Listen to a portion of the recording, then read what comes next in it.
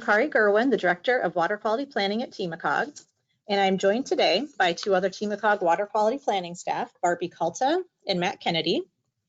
Barbie and Matt will be administering the polls and taking your questions for the speakers. I'd like to give a big thank you to Jones and Henry Engineers for their sponsorship of this year's webinar series, and to today's presenter, Beth Toot-Levy, for her time in preparing this valuable training. Before we get started, I'd like to provide a short overview of this webinar format. All attendees will be muted, but we encourage you all to participate in the discussion using the question function, which you can see noted on this screen. You can find this in the webinar toolbar. Questions not answered during the webinar will be addressed following the webinar. You'll be asked to participate in a total of 3 polls during this webinar. It is important that you participate in these polls because they help our presenters get to know you, and they also count toward your webinar participation score. And we'll talk more about this participation score in a moment. You'll also be asked to participate in a survey at the end of the webinar. This is also a mandatory component of your participation score. Now, we will go ahead and Barbie will launch the first test poll so that you have an opportunity to try this out and get familiar with this, with the polling mechanism in this webinar.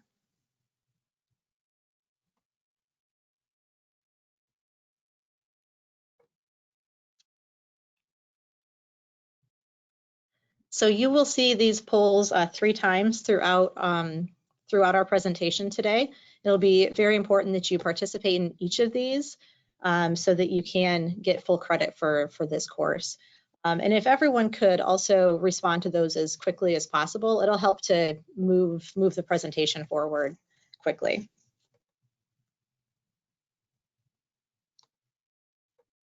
So Barbie, how many folks do we have responding already to this poll? We only have about 75%, so. Okay, so it looks like we're still waiting on quite a few folks to get their answers in. Now this poll will not be used to track your participation, but we do want to make sure that we get everyone participating in this poll.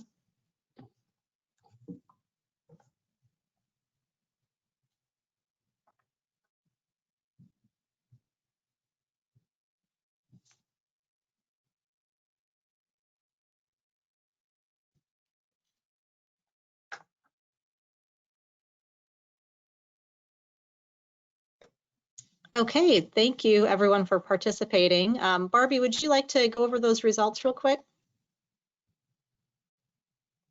Yeah, so it looks like the majority of our attendees are professional engineers, followed by wastewater operators, and then followed by water operators.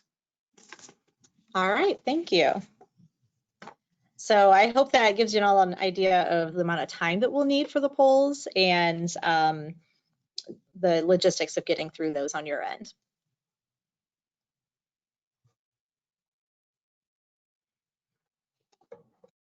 So today's webinar has been approved by Ohio EPA for 1 operator contact hour.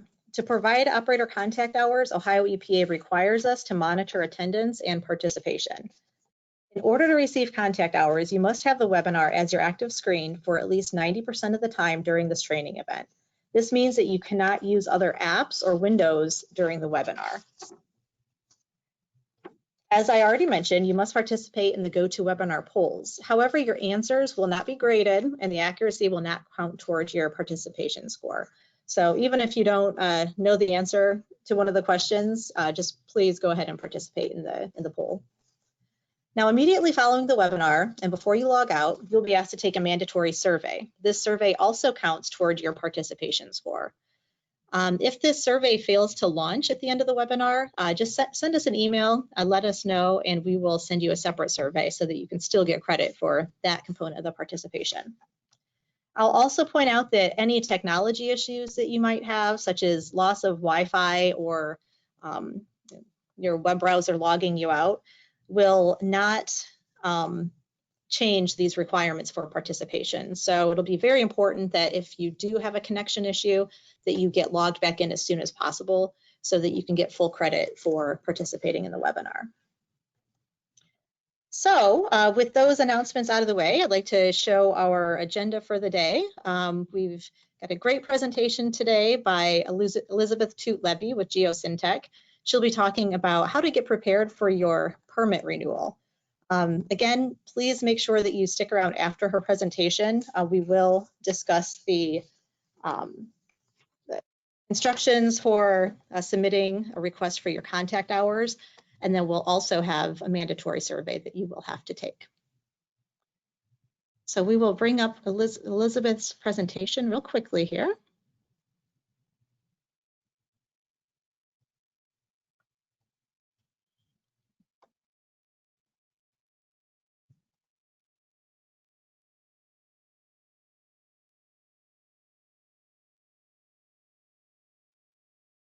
So I'd like to introduce you all to Elizabeth Toot-Levy. She is a project scientist with Geosyntec Consultants in Cleveland, Ohio.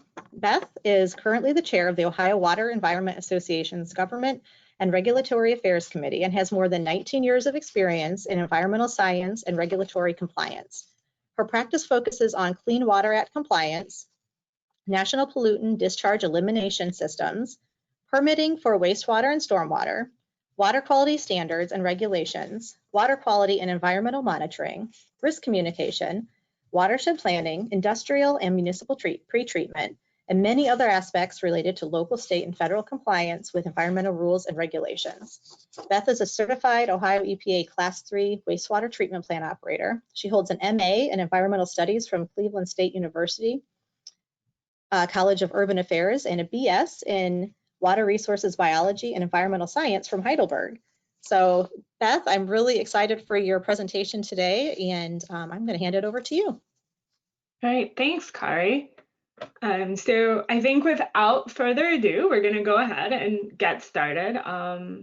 And hopefully everyone can hear me okay. As I told Kari, this format, you know, it's a little weird. I'm sitting in my office talking to myself. And I had to lock the cat out. So because she would maybe knock things off my desk, as all good cats do. So as Kari said, this presentation, we're going to review some Clean Water Act permitting requirements with a brief overview of the permitting process and kind of focus a little bit on the NPDES permit renewal focus. I think that more often than not, today, when we're dealing with NPDES permitting, we're addressing renewals. It does happen that we build new wastewater treatment plants in Ohio, but it doesn't happen a ton. So we're going to focus on the renewal and the data that's used in that renewal process and how the Ohio EPA uses it. But before we do that, you know, Kari read my introduction, but just a little bit more about myself.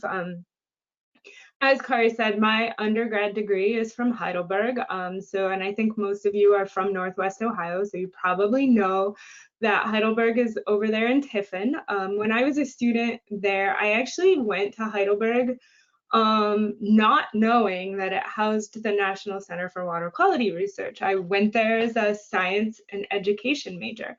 And I started taking some science classes and then found out that to be a teacher, lo and behold, you have to take an awful lot of education classes, which wasn't a problem. It's just that I wanted to take more science classes. And I found out about the National Center for Water Quality Research and ended up changing my major to their Water Resources Biology program.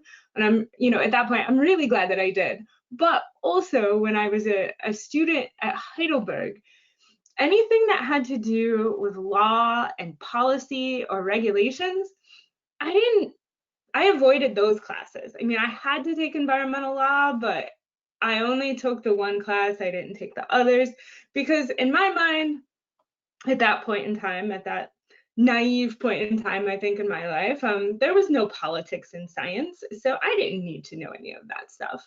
So lo and behold, I got a job. And when I got my first job, which I'll tell you about in a couple of minutes, I realized that maybe as an undergrad, I was horribly wrong and that I needed to know more about environmental law and policy.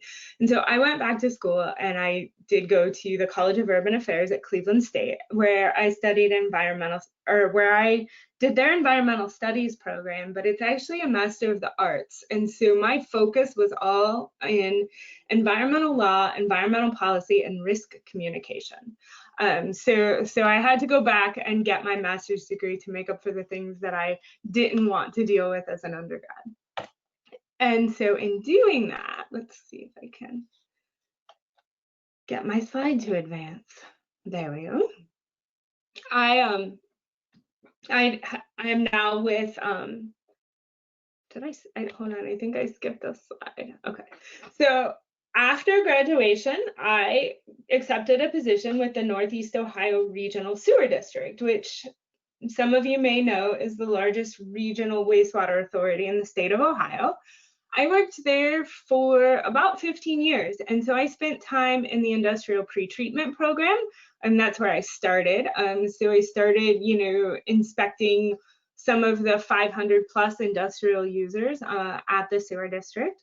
It was right about the time when the mercury water quality standards were coming into play. And so if any of you remember that, I'm dating myself here, but I got involved in understanding the development of the mercury water quality standards and how that was going to impact the industrial pretreatment program in a municipality as large as, or in a utility as large as NEORSD. So I spent some time working on that. I worked in the environmental monitoring program, and then towards the last few years that I was there, I was in the sewer district developed a regulatory compliance department. And as part of that regulatory compliance department, my role was largely about overseeing the NPDES permit compliance for NEORSD. So we had 3 wastewater treatment plants with 3 NPDES permits. We also had an NPDES permit for our combined sewer overflow program, of which at that point in time, we had 126 combined sewer overflows. And then we had 3 industrial stormwater permits, or coverage under the general industrial stormwater permit. So that's kind of where the bulk of my NPDES permitting experience started. And then about 5 years ago, I joined Geosyntec Consultants, and I am based here in Cleveland. And at Geosyntec, as Kari said, my practice does focus on Clean Water Act compliance, from the sampling and monitoring to the reporting and permitting and regulations. So just wanted to give you, because I don't know as many folks in Northwest Ohio as I do in Northeast Ohio, just kind of wanted to give you a bit of background on where I'm coming from in this conversation, because then I also have to give you a disclaimer, and you can read all of this here if you want, but the important thing to note is that I am not an EPA employee. So I'm going to talk to you about NPDES permitting today, but I'm going to talk to you about it from my perspective and from my experience. But you have to keep in mind that just because I say something doesn't mean that Ohio EPA always agrees with me. I will say that I think throughout the years that I have a pretty good working relationship with most of the folks that I have dealt with at Ohio EPA, but just keep in mind that I am not an Ohio EPA employee. So it is my own understanding, and in many cases here for today, some simplification of the overlying issues. So let's get started now. So once upon a time, right? It's kind of like a Dr. Seuss story, which, there was at one point a Dr. Seuss book that mentioned the burning of the Cuyahoga River, right? But our streams were kind of in bad shape, and there were cases where wastewater treatment plants weren't anything more than a wide spot in a pipe, and we've come a long way since then. And that kind of started with the Clean Water Act in 1972, right? With its overall goal, we've all heard this, to restore and maintain the chemical, physical, and biological integrity of the nation's waters. Nothing new there. It's been around since 1972.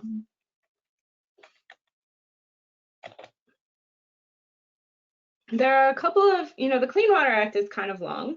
But there are a couple of things that I just kind of want to point out that are important when we're talking about NPDES permitting. The first of those is the discharge of pollutants is not a right. It is a privilege. And so it has to be done through a permit. You have to have an NPDES permit if you're going to discharge any pollutants into a water of the state.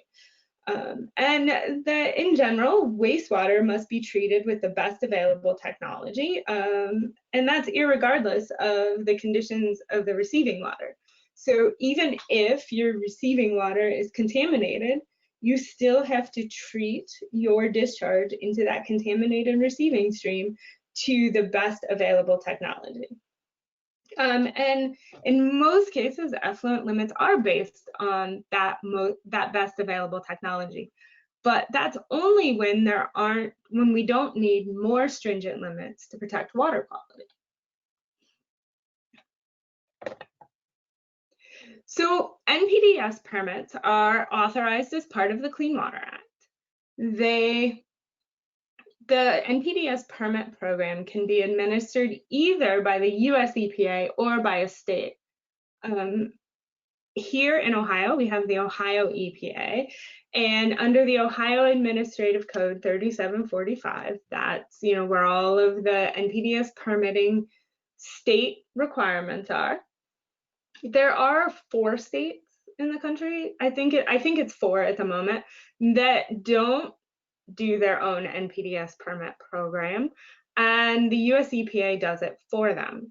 And there are also, you'll see at the bottom of the slide, there are 5 areas of delegation. Individual NPDES permits, like those most commonly held by a wastewater treatment plant or an industrial user with a direct discharge to a surface water. We also have general NPDES permits. Those here in Ohio, most of our stormwater permits are general permits. We do have some other general permits that are available that you can apply for coverage under. There's also the pretreatment program, the federal facilities program, and the sewage sludge program. And Ohio is one of 8 states that has delegation in all of those areas, which I didn't realize initially that states can have delegation in some of these areas and not all of them. So when we talk about NPDES permits, just to make sure like we're all, kind of coming from the same background, we know that publicly owned treatment works or wastewater treatment plants, those need to have NPDES permits. But in many cases, so do storm sewers and discharges from storm sewers. And that's where the general stormwater permit comes into play. Some of the MS4 communities also, fall under that category. CAFOs, concentrated animal feeding operations, they're required to have NPDES permits in Ohio. Sometimes vessels in their discharge to Lake Erie are required to have permits. Those are not necessarily issued by Ohio EPA though. In direct discharges of any industrial wastewater is required to have a permit, and so are combined sewer overflows. In some cases, like when I was at NERSD, the combined sewer overflow, so the collection system had a separate NPDES permit than the wastewater treatment plants. And that may have been somewhat unique to NERSD in the fact that there were 3 wastewater treatment plants, but there were combined sewers that were tributary to each of those wastewater treatment plants. I think that it's more common that the combined sewer overflows, if you have them, are included directly in the wastewater treatment plant NPDES permit. So this long list of 12 things is just kind of an overview of the process for NPDES permitting. It's kind of pretty much the same process, whether it's a new permit application or a renewal application. Sometimes though with the renewal, they don't necessarily have to go back and recreate all of the details. They can just be confirmed and checked up on. And so we're going to talk about all 12 of these, some of them in a lot of detail, and then some of them we're just going to talk about real quickly. But know that these are the general 12 steps as part of the NPDES permitting program. So the first thing that we're going to talk about is application deadlines. The application deadline, if you're a new discharger, which again, like I said, we don't have too many of those in Ohio, it's at least 180 days prior to beginning your discharge. If you're an existing discharge and you're doing a renewal permit, it is still 180 days, but it's 180 days before the current permit expires. And if you haven't had as much coffee this morning as I have, 180 days, that's 6 months. And the NPDES permit application has some forms that are downloadable from Ohio EPA's website. They're also downloadable from the US EPA's website. US EPA has recently updated the forms, and I am not 100% certain that Ohio EPA has all of their forms updated. I believe they do. I'm fairly confident that if you go to Form 1 on the Ohio EPA's website, that it takes you to the new Form 1, which is the correct one. And they're much easier to fill out today than they used to be, and that now they are made so that you can type directly into the form and save it and come back to it. A couple years ago, well, initially when I first started working on NPDES permitting, you had to print them and type everything into them. And then a couple years ago, they made it so you could type using your computer, you could type directly into the form, but you couldn't save it. So you had to get everything put in all at once. But now it's more like a Word document, and it's something that you can work on over time. So for most NPDES permit applications or renewal applications in Ohio, we need 5 forms. Form 1, which is the general information. Form 2, the details. Form 3, about your industrial stormwater, because wastewater treatment plants are considered an industry when it comes to the stormwater program. The sewage sludge forms, you have to tell them what you're doing with your sewage sludge, and the anti-deg addendum. So this now is time for the first polling question.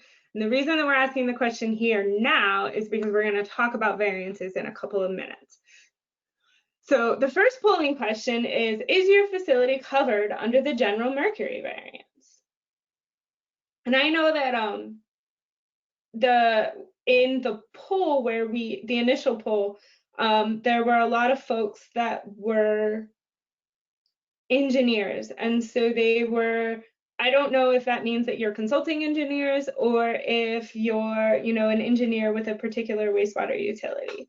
But based on the polling questions that I have, maybe if you are a consulting engineer, maybe think about one of the utilities that you're working with in Northwest Ohio to answer these questions. All right, thanks, Beth. And thanks for the background on the work you've been doing over the years. It's very interesting. I was also going to mention that now is a good time to start submitting your questions for Beth. So if there's anything that you'd like to ask, even if she hasn't gotten to it yet, I'm guessing she probably has an answer. So go ahead and submit those through the question toolbar. Matt, do you have any questions that have come in that we can get to right now? Yeah, then I'm also trying to troubleshoot because we have had some issues with people losing audio. So that's something we're trying to work with as we're going through this.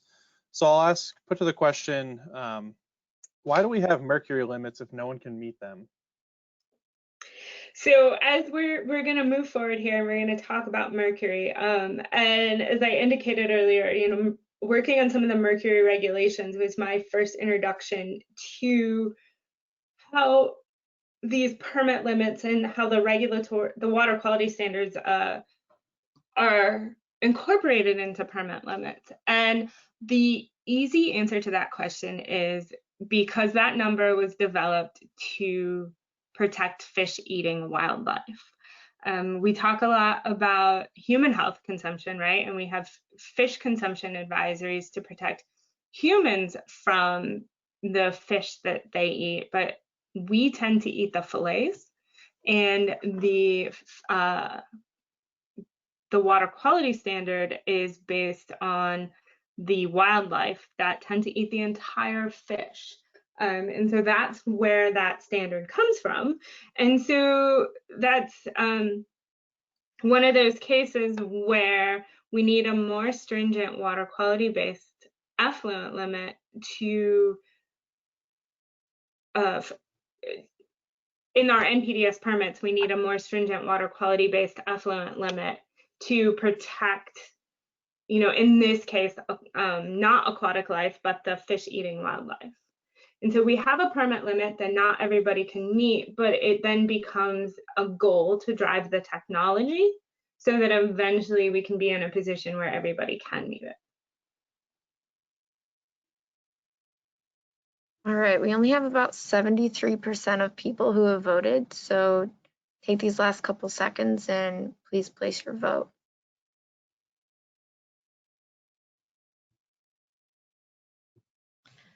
And Beth, when did you say that those mercury limits were implemented?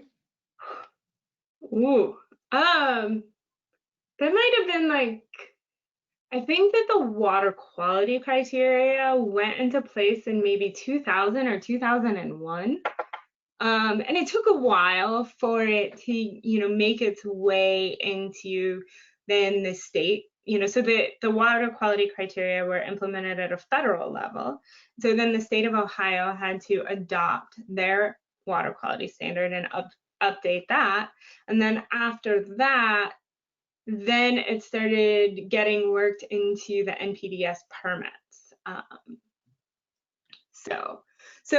And has there really been enough time to see a rebound in any wildlife or bird populations, or are we still waiting to see on that? So we still do fish tissue analysis for mercury, but I don't know. I don't know what the most recent results look like from the fish tissue analysis, but it looks like about 60% of the facilities are covered under the general mercury variants. There are some that are not, and you couldn't do more than one answer, could you, Kari, to the poll? No, this was just one answer allowed. Okay, so there are about 20% of the folks on the phone whose facility is meeting the mercury levels, and then we have another 20% that is not covered under the general variants. And then there are maybe a couple of folks that don't know what that is, and we'll talk about it in a couple of minutes. So let's see if we can move on here. So Form 1, general information. So back to the NPDES permit application, right? So Form 1, it's relatively easy. It's only a 4-page form, but I'd point out that this 4-page form comes with 19 pages of instructions. So there's a lot of information contained in those instructions, but it's really looking for the basic demographic information, but it's also looking and asking questions about variances. And if you either have a request to be covered under, in Ohio, we have the general mercury variance, but you can also have a site-specific variance. It could be for mercury, but it could be for other water quality-based effluent limits that your facility is having, you know, a difficult time meeting. It could be a compliance schedule, or it could be a variance. The way the variances work is that your effluent limit is set where you're currently discharging it, and then you have to have a plan in place to, you know, bring that number down. And so Ohio has put together a general mercury variance that as long as your effluent concentration is below 12 nanograms per liter of total mercury, then you can apply to be covered under the general mercury variance. Now, if your effluent mercury concentration is higher than 12, then you need to have your own mercury variance. So Form 2A. Now this one, it gets a little longer, right? There's maybe about 20 pages of Form 2A and about the same number of instructions. And so it gets into more detailed demographics. They want to know about the collection system, your CSO outfalls, monitoring, all of the monitoring data from all of your outfalls, not just your CSO outfalls, but your effluent outfalls, how you're disposing of your effluent, details about your receiving water, descriptions and line drawings of the treatment process, any industrial discharges, hazardous wastes, all those nitty-gritty details, as well as all of the effluent data from the last 5 years, and then if you have to do priority pollutant scans, all of that is part of Form 2. And then we also have Form 2F, and that's about the industrial stormwater. So as I said earlier, Ohio has an industrial stormwater general permit. And so you can apply for coverage under that general permit.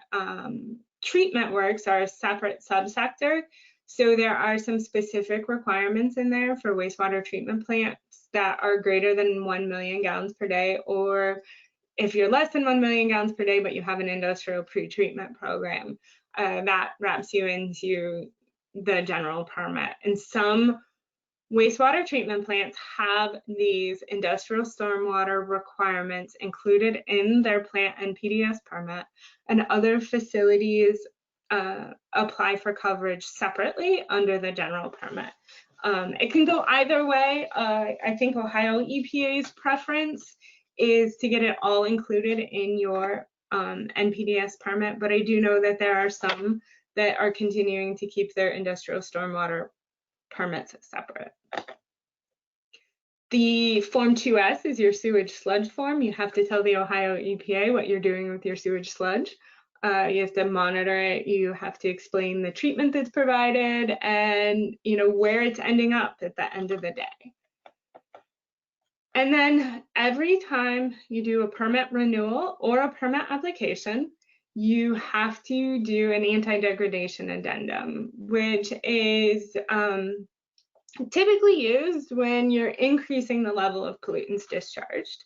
But there is some, I know folks sometimes miss this, like you think that you don't have to do the anti-deg addendum because you're not increasing the level of pollutants, but that's actually one of the first questions on the form, is if you're increasing the level of pollutants. If you say no, you get to skip to the very end and just sign some things. But if you say yes, then it's going to trigger, even in a permit renewal situation, it's going to contribute, or it's going to trigger the public participation and notification requirements and an evaluation of design alternatives. So there's a lot of paperwork involved. It might seem like, oh, we just have to do our permit renewal. There's a couple forms to fill out. It won't take that long. I'm just pointing out that it takes longer than you think it does. And so you have 4.5 years at least. And that's if your NPDES permit gets renewed on time. So my advice is just don't wait till the last minute. So along with your NPDES permit, you also, in many cases, have a fact sheet. Fact sheets are mandated by the Clean Water Act in 2 different places, and they provide the technical basis for your permit. Fact sheets are required for the NPDES permits for major facilities, but a lot of minor facilities have them as well. And the US EPA requirement for the fact sheet includes having your secondary treatment regulations spelled out in it and the risk management decisions used in the development of the NPDES permit.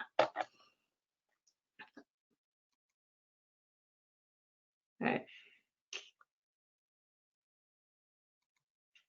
There we go. Sorry, I had apparently lost control of my mouse. So my advice is to look at your fact sheet and know what's in it. So does anybody's office look like this? Where's your fact sheet?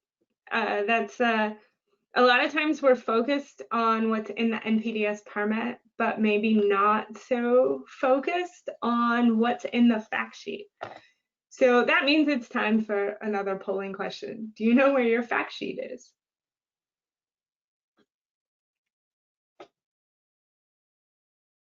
And then I'll ask another question while everyone is going through and filling out the poll.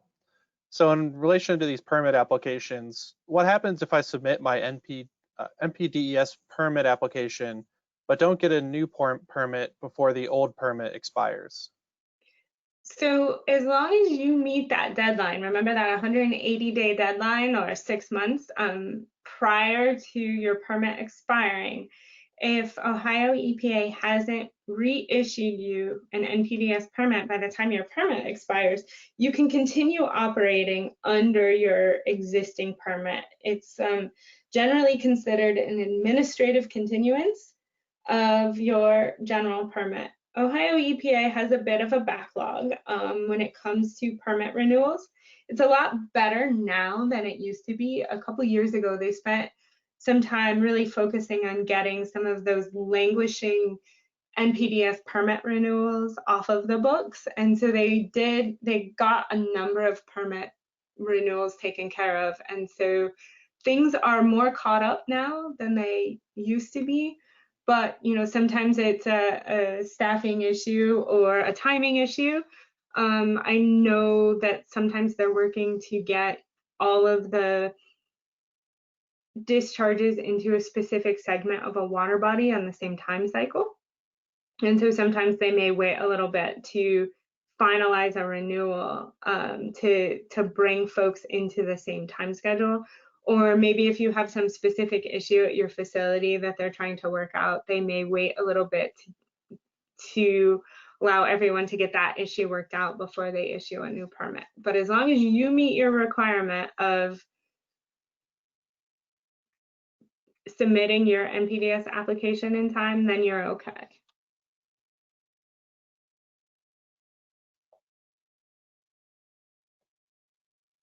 All right, a couple more seconds for the poll. So if you haven't voted, please put in your poll vote.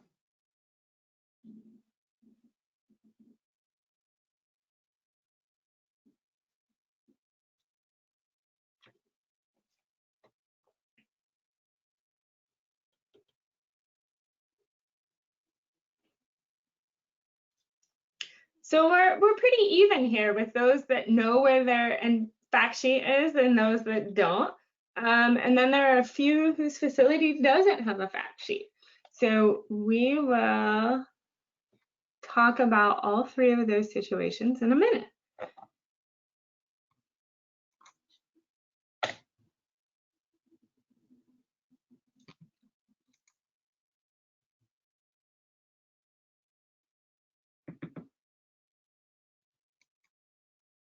There we go. So if you don't know where your fact sheet is, it's actually really easy to find. So if your office looks at all like that one that I showed at the very beginning, you can just go onto Ohio EPA's website. And I think that the slides are going to be available later. If they're not, just shoot me an email and I'll send you the link. And you can download a PDF of your permit and your fact sheet. And for anyone that doesn't have, anyone that has a paper copy of your permit or your fact sheet, I strongly recommend downloading the PDF directly from Ohio EPA's website, because then it's the type of PDF that you can use the search and find tool on. So if you're looking for a specific concern or issue in your permit, you can just do the find option on Adobe and search for a word. If you have a PDF that's been scanned or created in some different way, that tool doesn't always work.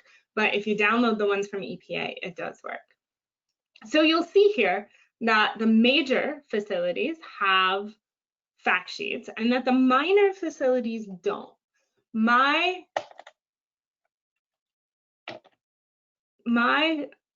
advice to you on that is that Ohio EPA has a requirement to develop a fact sheet and provide a fact sheet for every major facility, but they don't have to do it for the minor facilities. But what I have found is that many of the permit writers for many of the facilities, they do create a permit support document. So it's not quite the same as the required fact sheet for a major facility, but for the minor facilities, they still collect all the information to use as that decision-making tool, and your permit writer may share that with you so that you have, so you can see what information that they're using as their decision making tool. I have not yet run into a situation where the permit writer was not willing to share that information. But I suppose it could be possible. But in general, I've had pretty good experiences with talking to the permit writers about the documents that they're using. So it may not be on a minor facility, it may not be called a fact sheet, but they'll have some sort of permit support document. So the Clean Water Act specifies the requirements that are in the fact sheets. And this one here, the derivation of calculations for specific effluent limits, that one's kind of important for us to look at, and we're going to spend a few minutes here talking about that.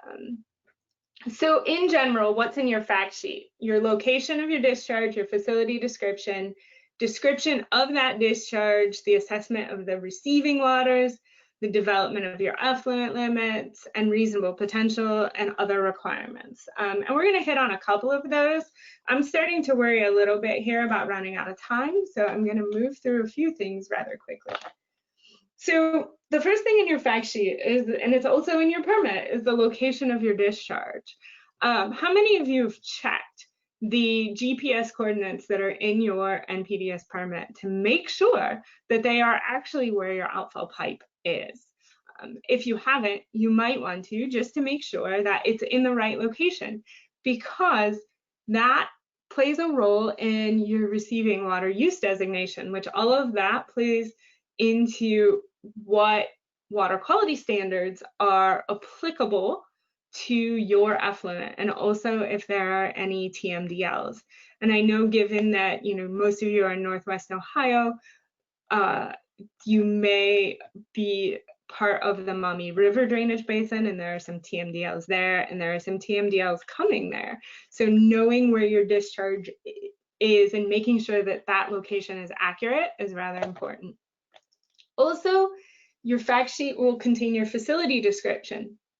Make sure that if you've upgraded your facility or taken parts of your, changed parts of your plant, like say you no longer have anaerobic digestion, make sure that your fact sheet doesn't indicate that you still have something that you don't have anymore, because that plays a role in the industrial pretreatment program, but it also plays a role in the technology-based effluent limits. And if your permit lists bypasses and overflows, your 002s and 003s, those different outfalls, make sure that the information surrounding those is correct, because sometimes those things tend to change. We want to make sure that the information in the fact sheet is correct. It'll also have your DMR data, your whole effluent toxicity data, any pretreatment data, and any other collected data, right? So your DMR data, this is what happens to all of those monthly DMRs that you submit. You end up with 1,800 water temperature observations or 127 cyanide observations. And they look at the range of data and the percentiles, and they look at your limits. And they pull together all of these DMR data and kind of look at what your statistics are. So your percentiles and your data ranges. And that's important when it comes to figuring out your new effluent limits. So they also use data that they've collected or data that's collected as part of your pretreatment program. So in this case, the annual requirements for priority pollutant scanning. And you'll see that I have cadmium, chromium, and selenium highlighted. And the reason is that because there's some non-detects in there, and we tend to sometimes think that, oh, well, if it's a non-detect, then I don't have to worry about that. And so we're going to come back to that in a little bit and about why you need to pay attention to where those non-detects are. So that's the data, but it's the data, for the most part, it's the data that you've collected. And so one of the things that I want to point out is outliers. If you do your DMR, and you say you have a really high TSS number, but hey, that TSS number was really high because you were cleaning out a tank or cleaning out a channel when the samples were collected. So, you didn't exceed your permit limit, but you've got this one number that's really high. I always recommend not hoping that Ohio EPA doesn't notice. But instead, if you can explain a high number, a really high number, or in some cases a really low number, put it in the notes on your DMR. So if later, when those results are being used to calculate your permit limits, and that number isn't representative of normal conditions, you might not want that number to be included. And if you documented that that number wasn't representative, it's a lot easier to go back and convince Ohio EPA that, hey, that number's not representative, if you told them 3 years ago when you collected it that there was a problem with that number. So usually when we talk about permitting stuff, we go into some details about statistics. Today, we're just going to touch on a couple of things that are important to understand about your data. You will see Ohio EPA using the average, but we'll also see them using the median, right? And that median is just half of the data is above it and half of the data is below it. The same with the percentiles. It's where the 25th percentile is 25% of the data is below this number and 75% of it is above. And we'll see that come into play at times. Other things that are important in the standards calculations are the confidence intervals. Like, how certain are we that the data that X is really X? The variance or standard deviation, like how repeatable is the data? Do you get the same thing every single time? And then also the standard error. But to really get into the statistics and the distribution of the data, all of the statistics assume that our data makes a bell curve like this. And if your data set is normal, your average and your median will exactly overlap. And so that's one of the things that's an easy way to be able to tell if you have a normal distribution. But typically with our effluent data, we don't end up with normal distributions. And so a lot of times we'll see that the data is converted to log normal, and that then has it's less impacted by the outliers. But that's all we're really going to get into with the statistics, because if we try to go into more of it, that's a whole separate presentation. So all of that we just talked about, and I'm going to wrap this up in the next 7 minutes, right? We're going to talk about how all of that information is pulled together into your permit limits. So first of all, the technology-based effluent limits. Those are the secondary treatment standards. They're kind of laid out for BOD and CBOD. Different types of facilities have slightly different limits, but they're based on the technology. There's also technology limits for total suspended solids. And there's some special considerations that are taken into account. And also, this is where if you have treatment equivalent to secondary treatment, that can come into play. And so the technology-based effluent limits, those are fairly straightforward. They're based on what has been constructed at the site. The water quality-based effluent limits are a little bit more complicated to figure out, and they're based on conditions in the stream. And those are done on a pollutant by pollutant basis. So the non-flowing waters, so if any of you discharge directly into Lake Erie, the water quality based effluent limit is figured out by multiplying the background times the background concentration, or the water quality criteria times 11 minus the background concentration times 10. So it's a pretty straight and simple calculation. If you're discharging to a flowing water, the calculation looks a little bit more complicated, but all of these parts of the formula are defined over here on the right, and they're all pieces of information that you should have readily available to you. It's just a little bit more complicated of a calculation. So, right, trying to laugh about the math, all the things we thought we wouldn't need anymore. So,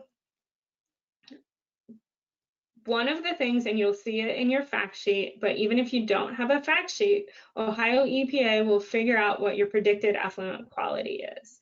usually use using a representative time period. And see, this is where that screening for outliers comes in, because you want to make sure that the data that they're using is representative of your actual conditions and accurately represents the long-term daily conditions. There are two ways that your predicted effluent quality is figured out. Method A, when you have less than 10 observations, and method B, when you have a larger data set. And I know that this looks very complicated and we're not going to go into the details of it, but here's what I want to point out. So you might think that, well, if I have less than 10 data points, then this formula is a lot easier. But this F right here, that F stands for factor, and it's a safety factor. And the fewer data points you have, the higher that safety factor. And so what happens is your predicted effluent quality. So if we're talking about copper, right, and you only have, a few data points, what happens is it gets multiplied by that safety factor. So Ohio EPA, their calculation assumes that you have a lot more copper in your effluent than what you might actually have based on that safety factor. So that's my, don't worry about the statistics. It's really not as complicated as it seems, but they will also put it in your fact sheet, right? So they'll put the PEQ average and the PEQ maximum right in your fact sheet. So when it comes to data, make sure that you have more than 10 good data points. Make sure you've used low enough detection limits, because if you don't use low enough detection limits, you end up in a situation where you have to use that method A because you have less than 10 good data points, and you end up with a really big safety factor.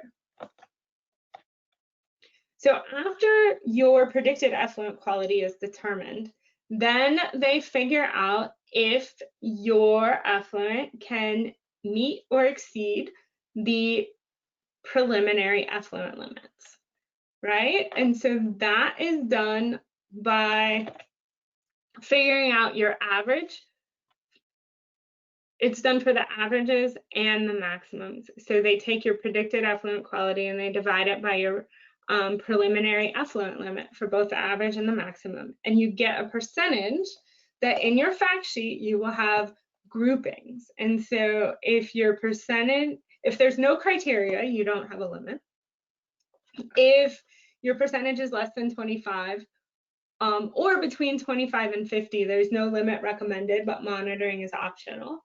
If your percentage is between 50 and 75%, monitoring is appropriate. And then obviously if it's greater than 75%, or then you end up in a situation where an NPDES permit limit is recommended. So this is our final polling question. And then there's one more slide, I believe, afterwards, maybe two. All right, while we're waiting for this, I got a question from the audience. If you'd be able to answer, can a POTW accept animal wastes like manure from a CAFO, either for treatment through the wastewater treatment plant or sludge for disposal? And if yes, for the latter, can the rules of 503 be applied?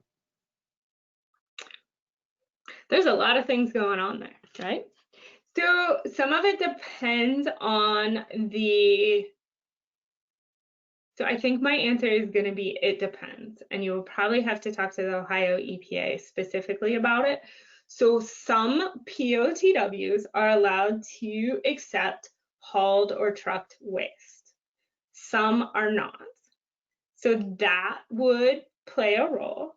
A CAFO waste is going to be really high in COD and BOD, and so that might play a role in whether or not the wastewater treatment plant would be able to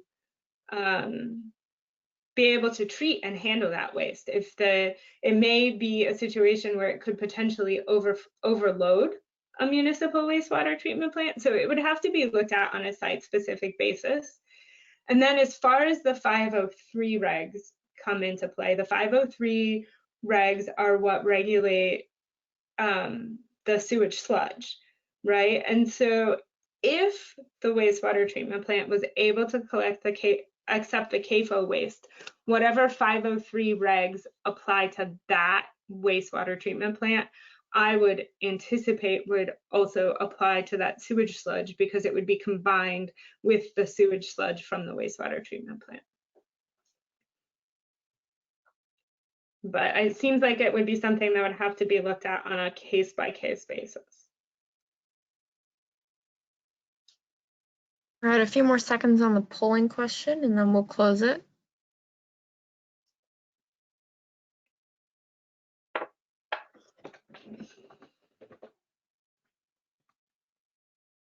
Beth, you've really covered a lot of material in a short 45-minute presentation. I understand you usually give this presentation a little longer, a few hours actually.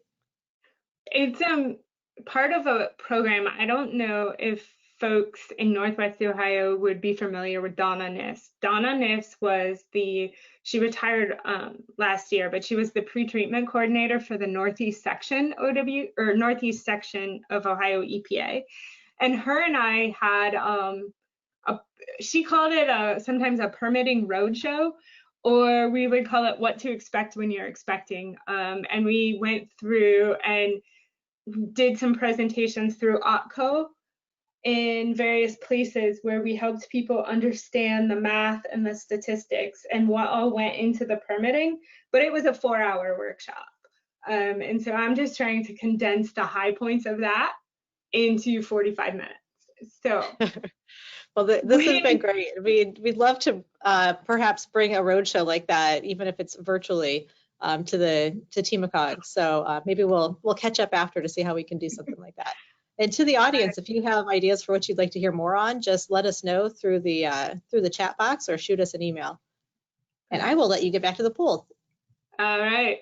So last question, and it relates to the next slide, is about your pretreatment program. If you have an industrial pretreatment program, which I see some of you don't, but for those of you that do, normally when you have your NPDES permit renewal, there is a requirement in your NPDES permit, your new permit. You usually have 6 months to update your local limits. And so about 60% of you have had to do that in your last NPDES permit renewal. And then like maybe the remaining 25% of folks here, it's been a while since you've updated your local limits. And so we're going to talk about those for a couple minutes, because again, collecting good data really is important as far as updating your local limits. Can you exit out of the poll, Kari? There we go, thanks. It takes a minute for me to get the control back. There we go. So one of the requirements when your NPDES permit renewal process is, like I said, is updates to your industrial pretreatment program. So by now, everybody who has one should have adopted the required parts of the pretreatment streamlining rules. You know, as we just talked about, your local limits may have been updated. How can you tell if your local limits need updated?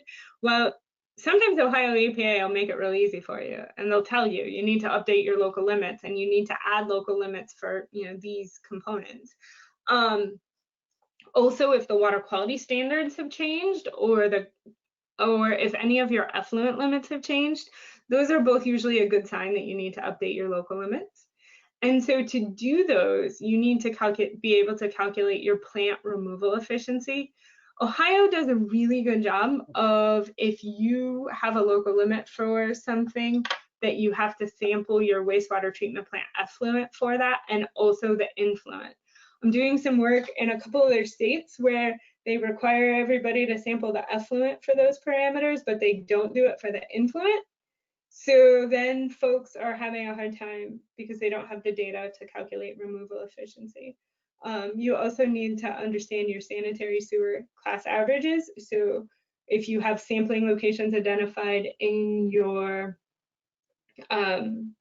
collection system that are just sanitary sewage, you need to sample those, and it's good to update that data set every once in a while. And Ohio EPA also tends to look at least here in the Northeast District, if all of your industrial discharges have up-to-date direct discharge permits. So I know I went through a lot of information in a short amount of time.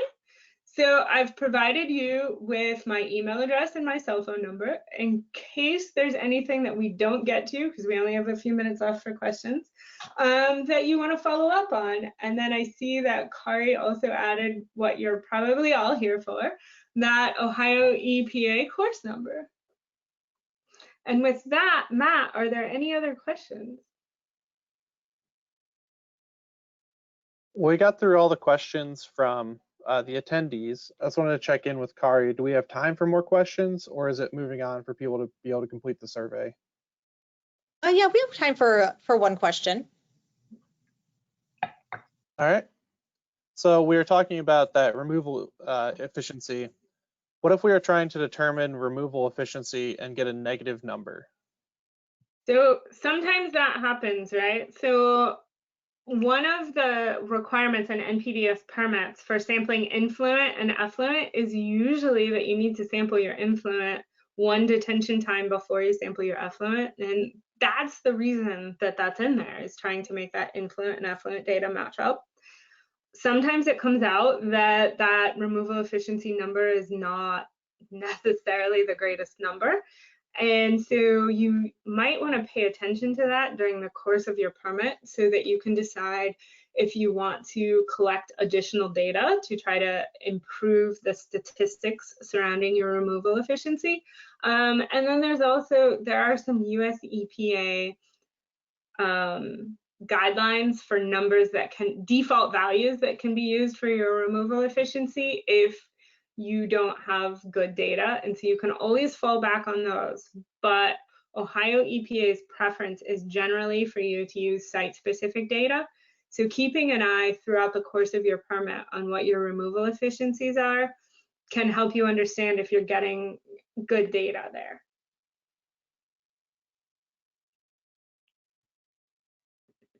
All right, thank you, Beth. And if there are any other questions that we didn't get to, I'm sure you're happy to answer those via email. Not a problem. All right, well, I think this was a great way to wrap up this, this webinar series that we've done through June. So thank you so much for your time, and thanks to everybody who attended today. I do just have a few little reminders about contact hours. So everyone before the webinar today was emailed a contact hour request form. If you did not receive that email, if you registered a little late, you probably didn't receive that. So this form is also available in the handout section of the webinar. Please fill this form out and return to TEMACOG by midnight tonight so that we can begin processing your contact hours. TEMACOG will provide contact hours to all attendees who met the minimum requirements for participation. Now, I do know that we had some issues with some connections and some audio. So if you haven't already let us know that through the chat box, if you are having problems, please shoot us an email so that we can make a note of that as we're assessing the contact hours. So we'll do everything we can to make sure that anyone who did have any issues is still able to apply for their contact hours.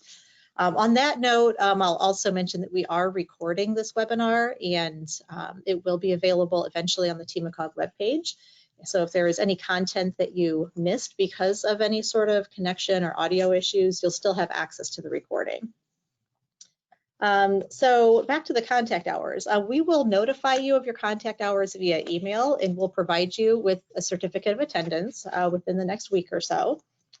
We will then upload all of the qualified attendees to the Ohio EPA website within 30 days.